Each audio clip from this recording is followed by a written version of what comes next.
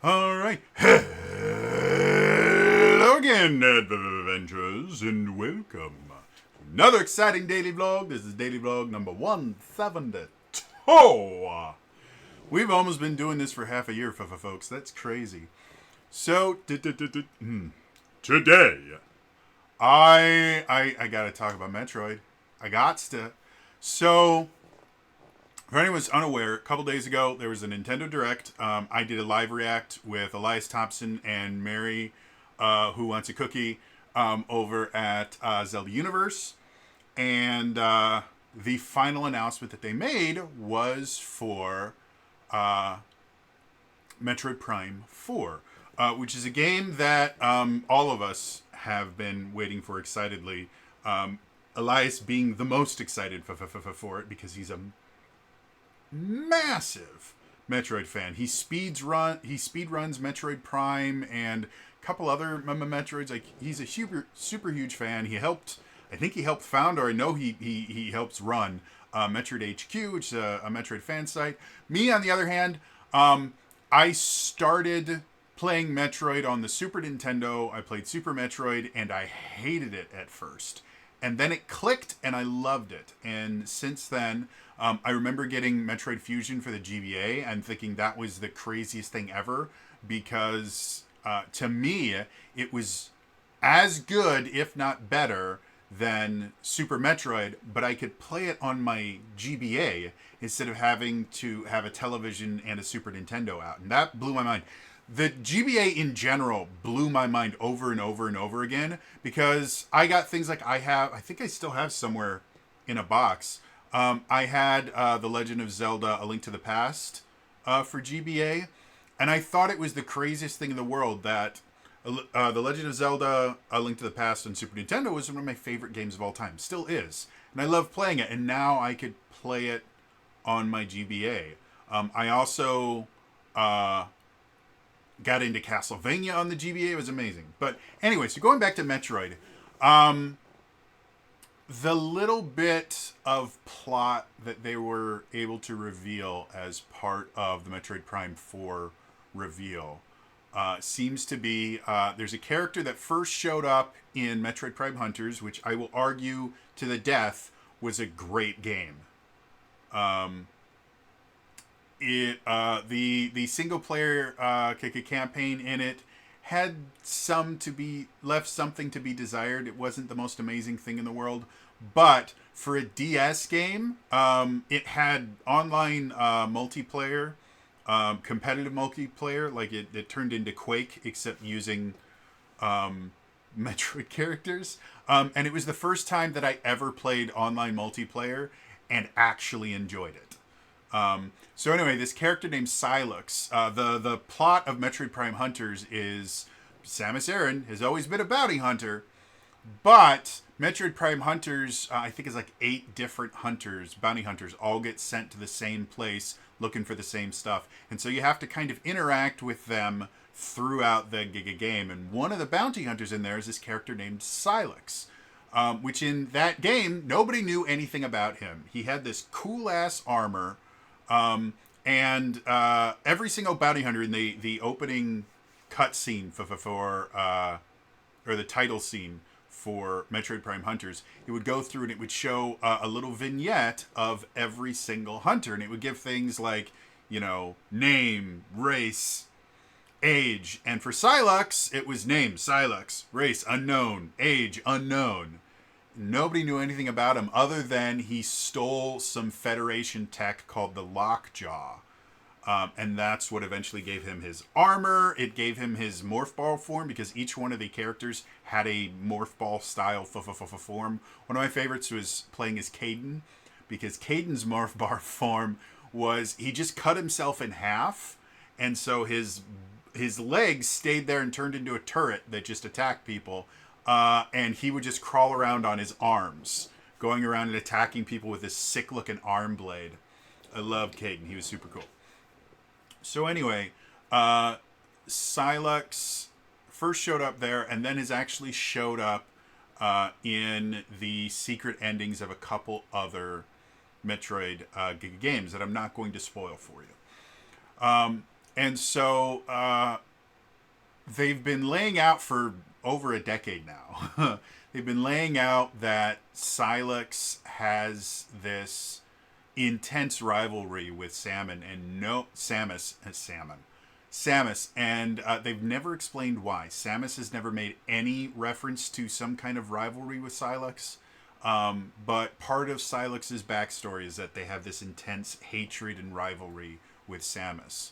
And so they show up in the trailer, and it looks super, super badass. I cannot tell you how excited I am to play this Giga game. I hope before it comes out that we get Switch versions of Metroid Prime 2 and Metroid Prime 3, because as I've mentioned a couple different times now, I haven't beaten Metroid Prime yet. I actually went, I loaded up on my Switch again, and I had a save file that had the gravity suit and just a crap ton of stuff.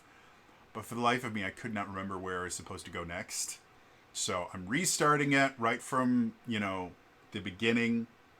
I'm going to try and get through that. I've never played Metroid Prime 2, which is called Echoes, which is where the first appearance of Dark Samus is, and Dark Samus is super cool. But I did play and beat multiple times Metroid Prime 3, because I had it on my Wii.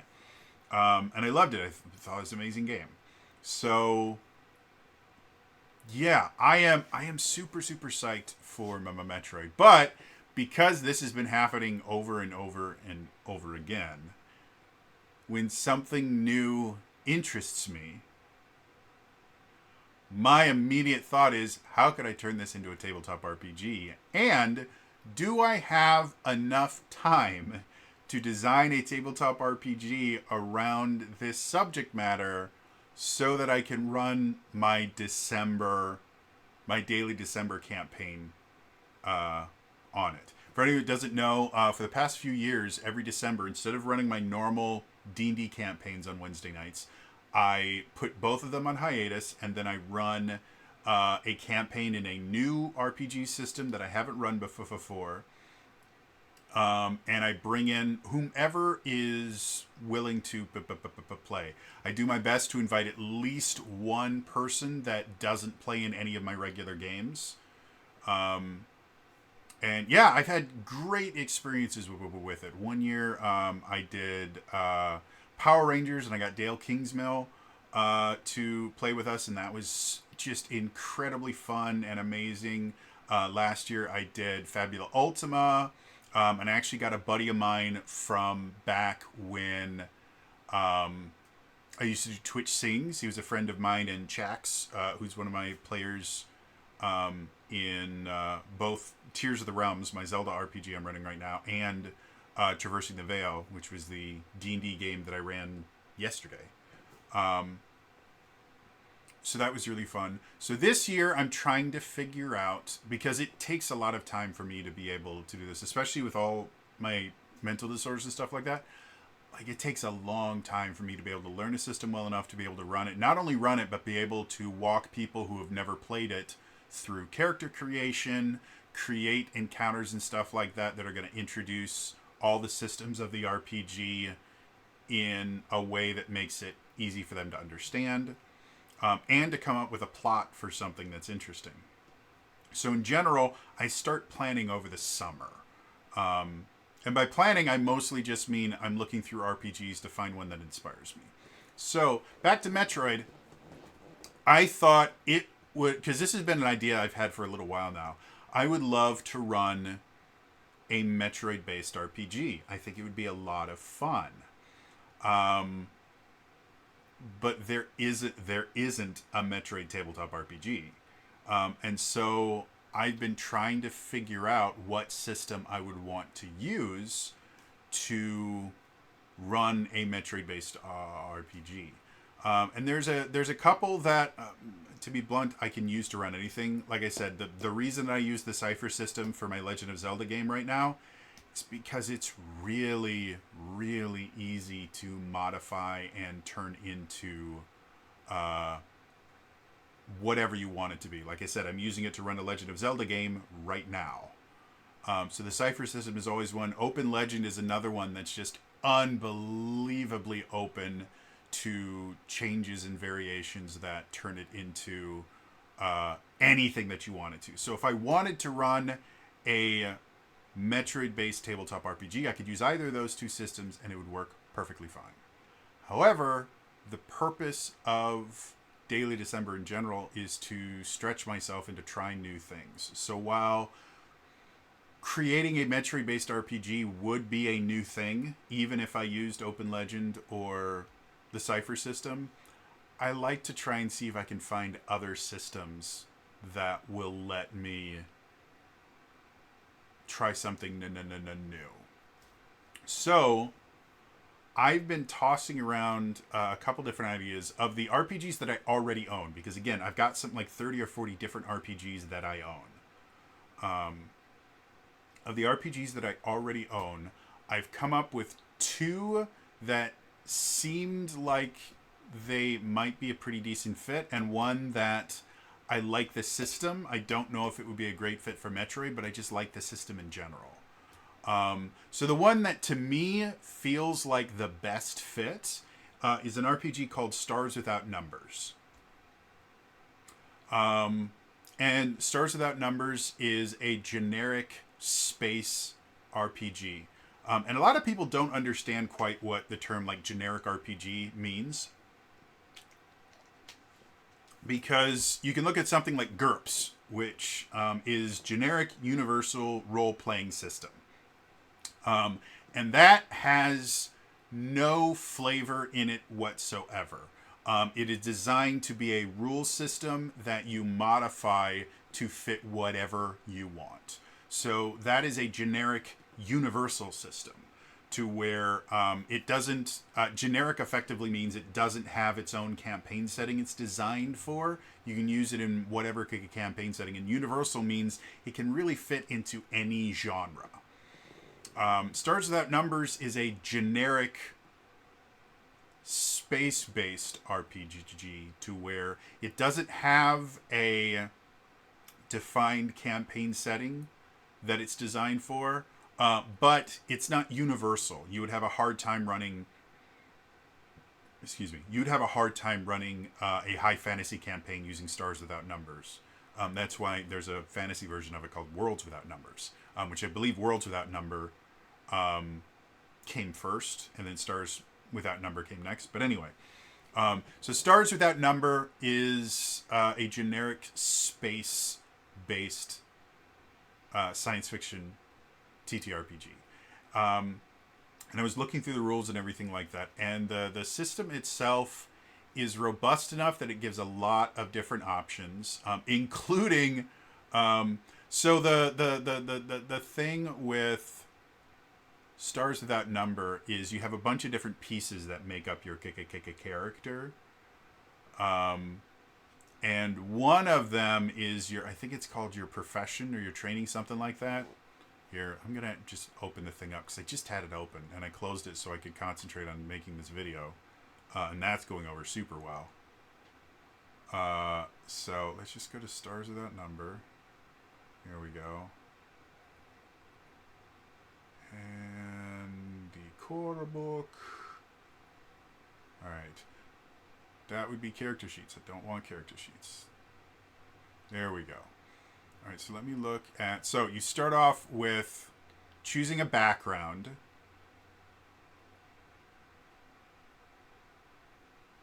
Why are you not letting me scroll? This is weird.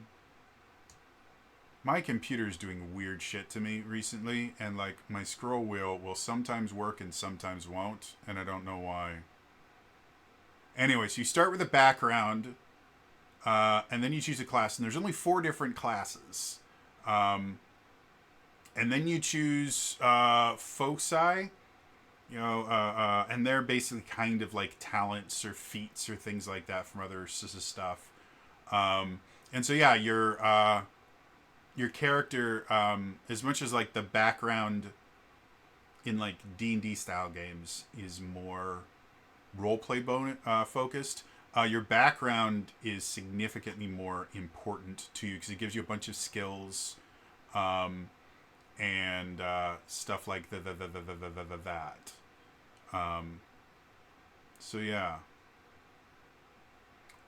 Overall, so Stars Without Number, they do have one of the classes. The four classes you can have is Expert, Psychic, Warrior, and Adventurer. And Psychic is your basic kind of magic using class. But the way that you do psionics is there's a bunch of different kind of versions of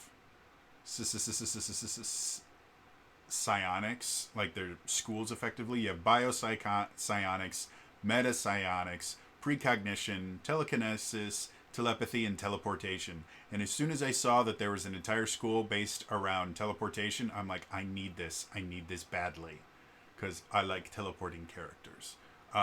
So when I was looking over all the different stuff for Stars Without Number, it just seemed like, again, in my mind, if I was running a Metroid campaign, all the players would create their own bounty hunter, and then they would all effectively be assigned to the same job and would have to work together to be able to finish this job. So I'm looking for something that will allow for a lot of different play styles and give a lot of customization. Because, again, if you look at Metroid Prime Hunters, the difference between each one of the hunters in there was major. I want to see if I can bring up...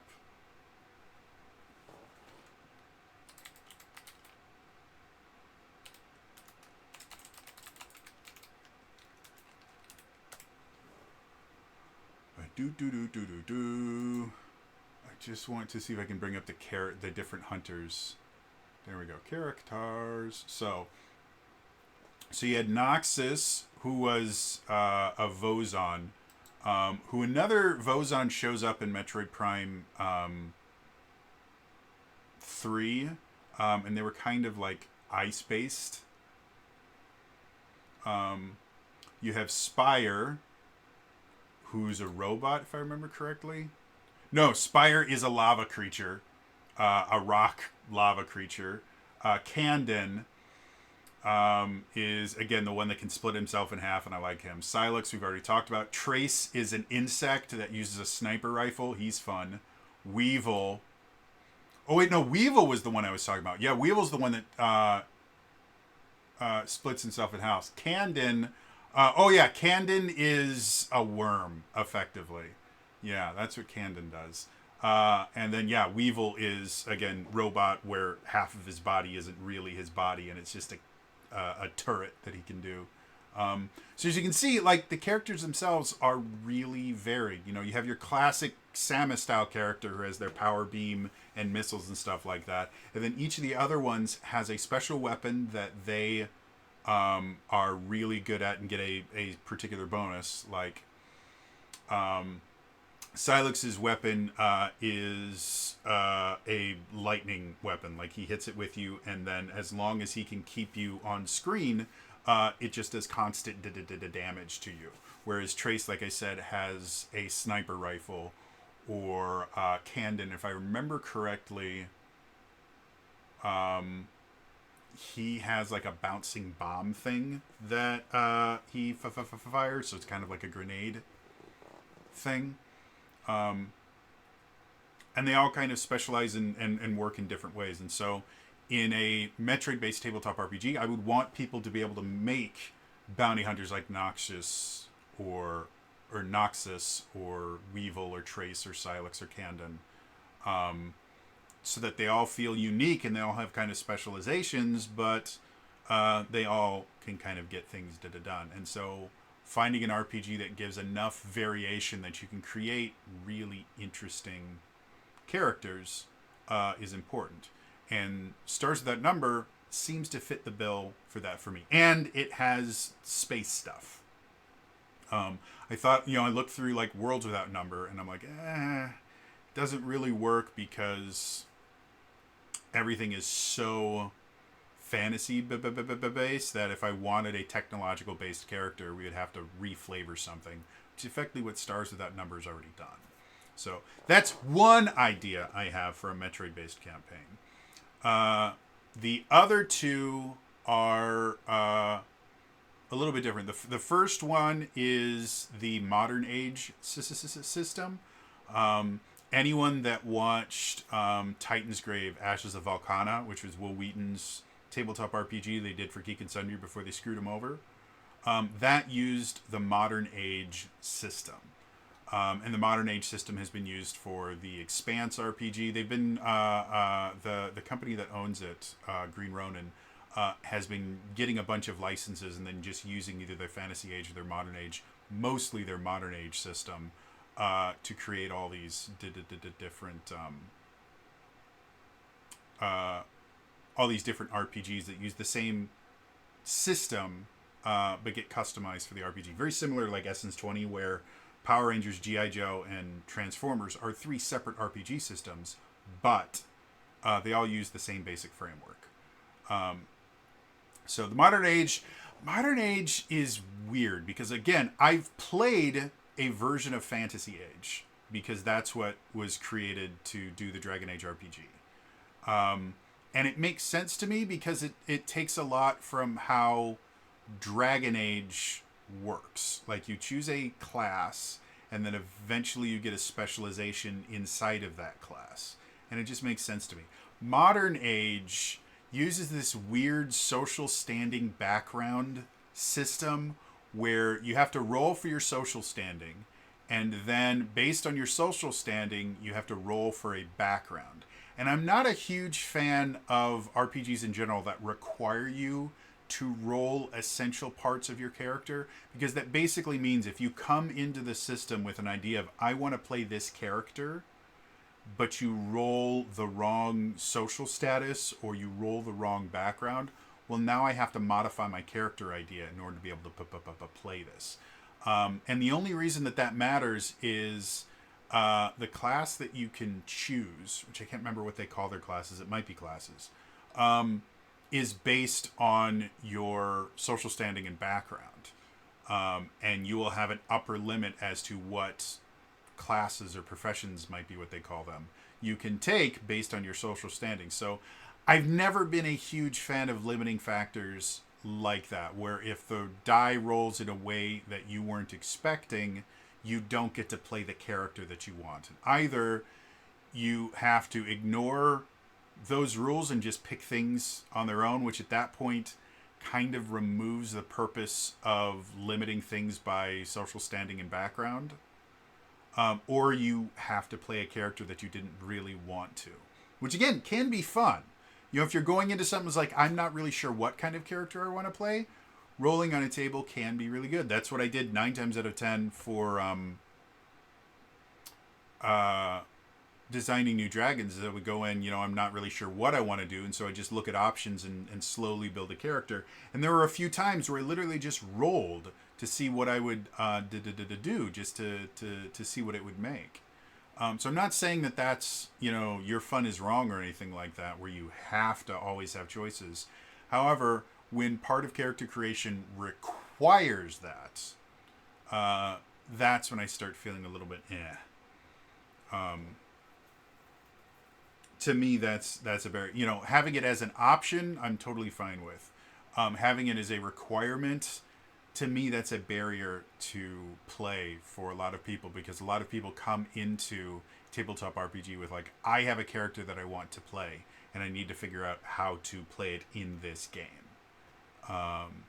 So yeah, but anyway, the modern age system, one of the things that I think of the age system in general, aligns itself a lot with an action-oriented RPG or an action-oriented game like Metroid, is the stunt system. Effectively, in the age system, everything is resolved by rolling 3d6. And one of those d6 has to be a different color. Or there has to be some way to differentiate one of the 3d6. The reason why is whenever you roll doubles, whatever the number on your alternate die, in the Dragon Age RPG is called the Dragon die, I believe in everything else it's just called the Stunt die. Whatever the number on that is, you have that many stunt points to do cool things called stunts. Stunts are effectively, that's what their critical hits are, but instead of just a generic, oh, you crit, well, you do double damage. You get to pick from this kind of menu board of different additional things you can do. Some of them are the things like just doing additional damage, because sometimes that's all you want to do is you want to do more damage. But there'll be other things like you can trip them, or you can make another attack immediately, or other things like that. And so the stunt system in and of itself makes combat kind of dynamic, because it feels like, the stunts are named stunts because they feel like extra cool things that you get to do. Critical hits in the age system are designed to make you feel like an action star.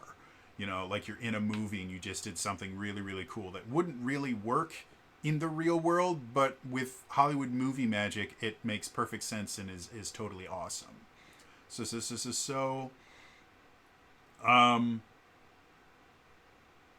I think any kind of action-oriented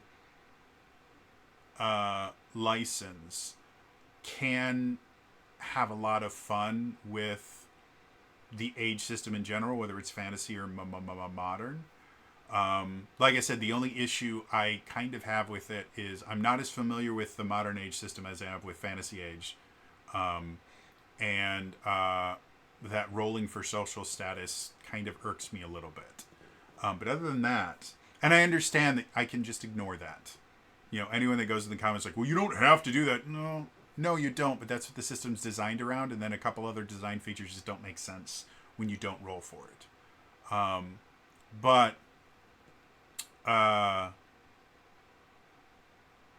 So Modern Age is one thing I think might be fun. The last one, because I've just heard so many good things about it, there's a system called the Traveler system. It's another science fiction-based RPG, and I was looking through it, and as far as I could tell, I was reading through it, it seems like a really crunchy system, which if you're not familiar with that term, crunch in a tabletop RPG just basically refers to... Thank you, phone. Crunch in a tabletop RPG effectively just refers to how much kind of number crunching is required to be able to play the game. A high crunch game like Pathfinder 1st Edition, there are tons and tons of numbers in it. You have different numbers for your skills. You have 3 different defenses that are all factored into different ways. You have floating modifiers. You have feats that will add all of these extra +1 and +2 bonuses to various places, or -1 and -2 penalties. So that's considered a high crunch system. It doesn't have to entirely involve numbers, but it just means that there's a lot of different parts that all add up together. A low crunch system is something like probably the lowest crunch you're going to get is like Lasers and Feelings, where everything is resolved with a die roll. Generally, it's resolved with a d6 roll, and the only thing you have to do is you roll the d6, and then you see if you rolled higher or lower than the target number, and that's it. There's no classes, there's no nothing like that. Your character creation takes like 5 minutes. That's considered a low crunch system. And as I have played more and more tabletop RPGs, and as I've reviewed and looked over and learned a bunch of new RPGs, I'm not the biggest fan of crunch. It's not that I don't like numbers or anything like that. Numbers are one of my favorite things in the world.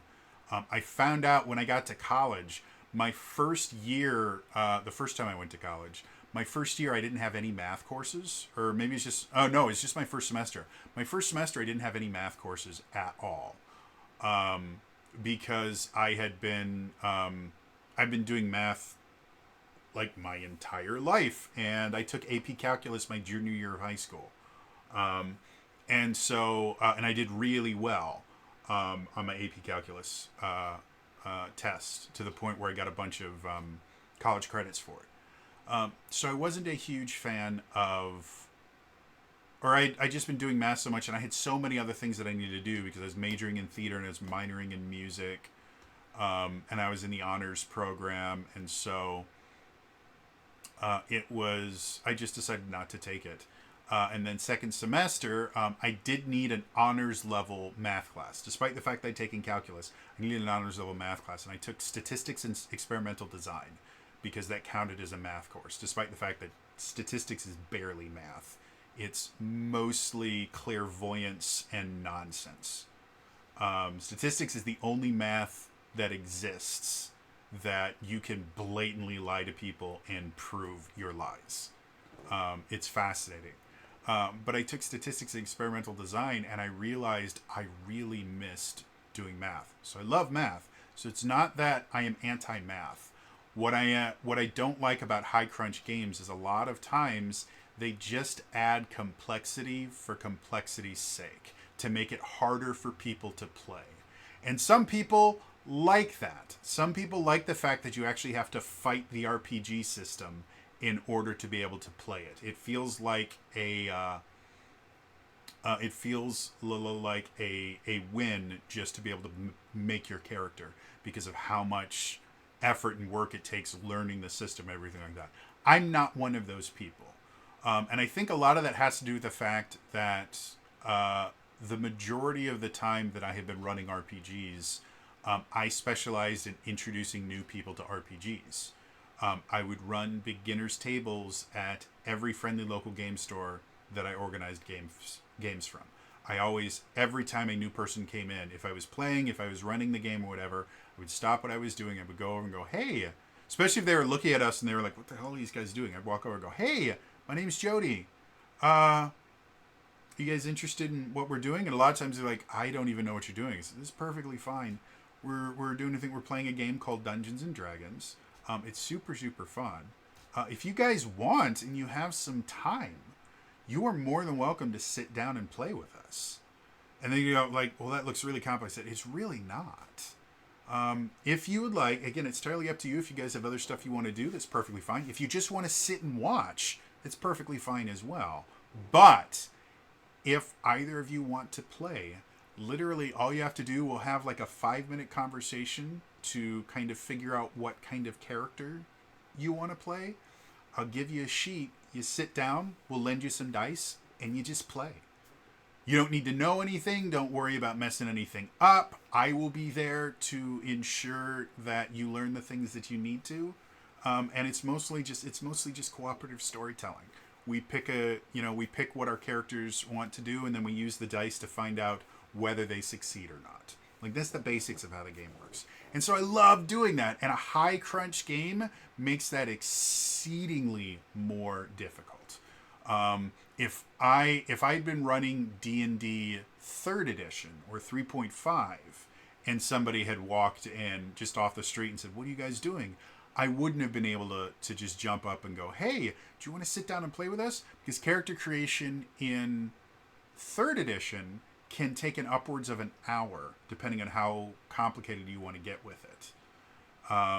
And 3rd edition, and especially 3.5, it is incredibly easy to create a useless character.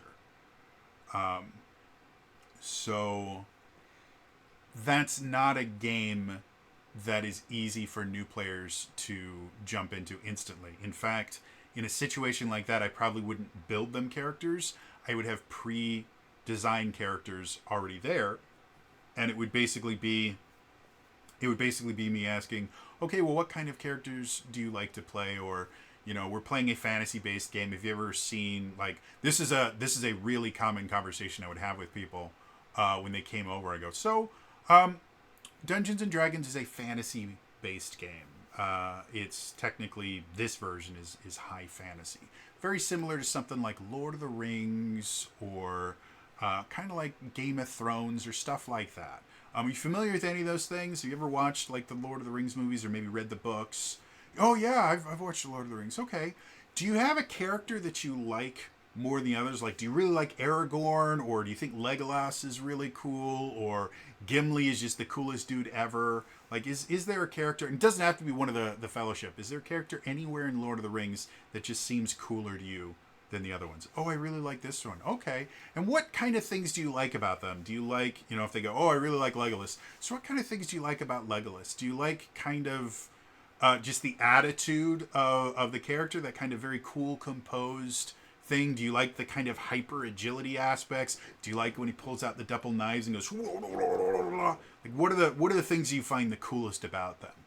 And we'd eventually whittle it down and go, okay, because of what you said to me, I think the character that you'd have the most fun playing right now would probably be a ranger. And specifically a ranger that specializes in using two weapons. Because you said you like the whole, like, doing double daggers things and you thought that'd be really fun. We can make a character like that. And then I'd really quickly just sit down, get a blank character sheet, and just write everything in. This was before this. Write everything in for them. And go, literally, that's all you need. They're like, really? I said, yeah. So you were able to build a character without, like, oh, this looks really, really complicated. It's really not. It's a lot of numbers on a page, and it feels complicated. It really isn't. Like I said, the character sheet is done. You don't have to do anything for this. I will ask you for certain roles, and I will tell you exactly what to look at on the character sheet to do it. And then all you really need to do is roll a die. That's the most difficult thing you have to do in this game is rolling the die.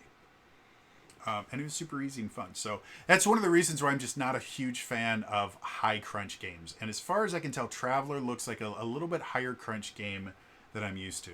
But I've only looked over it very, very quickly. So it's possible that I'm just misunderstanding how Traveler works. If anyone here has actually ever played the Traveler RPG system, let me know in the comments down below. I know, like I said, I have heard nothing but good things about Traveler. And I'm constantly told that it's such a solid, amazing system. So I'm going to assume... I've also been told that Pathfinder 2nd Edition is a solid, amazing system. You guys know my opinion on that. But I'm assuming it has to do something right to have that many people that recommend it so often. So yeah, as far as my brain is concerned, of games that I haven't run systems for yet, if I wanted to run a Metroid tabletop RPG, I am torn between Stars Without Number, the Modern Age system, or what do you call it? Or Traveler. And Traveler is the one that I'm the hardest. That would be the hardest sell for me. So I open up the question to you guys. If you wanted me to run a Metroid themed tabletop RPG, what system would you want me to use? Let me know in the comments down below. And especially if it's a system that I haven't played. Like, you're more than welcome to recommend Starfinder. I own Starfinder. I have it there. Again, because of how much it shares with Pathfinder and the high crunch of the system, I just didn't consider it. But now thinking back, Starfinder probably would work really well, especially for people that are familiar with D&D in general.